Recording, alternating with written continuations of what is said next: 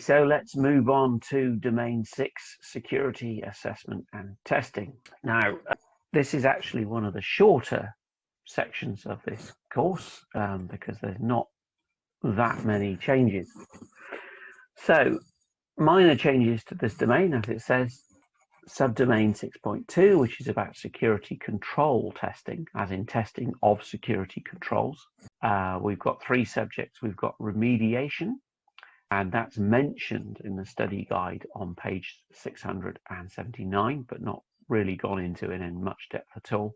Exception handling and ethical disclosure.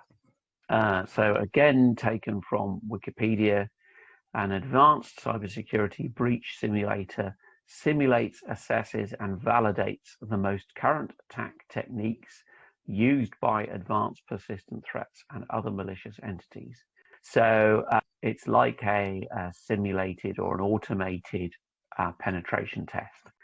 So it will, presumably, it's got a library of attack techniques and types used, culled from real world observation and maybe the good old breach simulation.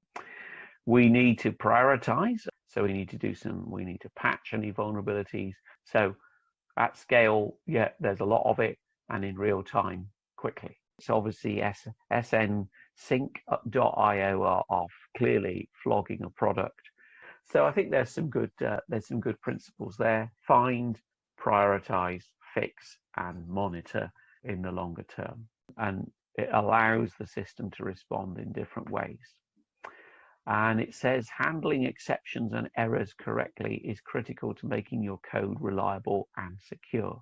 Now, in most respects, I would agree with that. So this is tolerating faults or tolerating failure. Introducing exception handling does increase the complexity of your code. So exception handling can actually make things worse, not better. But I doubt that's going to come up in the exam. Probably what we're going to hear is that exception handling is a good thing. And I have some confidence in that because this is from OWASP. So this is from a highly reliable source with a great pedigree, an official source, you might say. So I suspect this is the official way of thinking about things. There are 2 widespread approaches: responsible disclosure and full disclosure.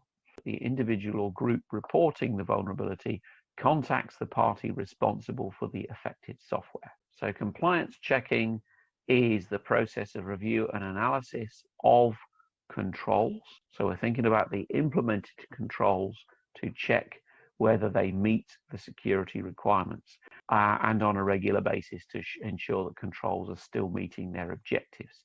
And then finally, when we introduce new information processing systems as part of their implementation, and afterwards we do compliance checks to ensure that those new systems have been implemented as part of their PIR, their, what the hell does PIR mean?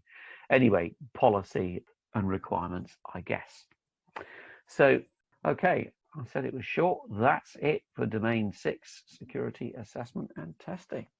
Thank you very much.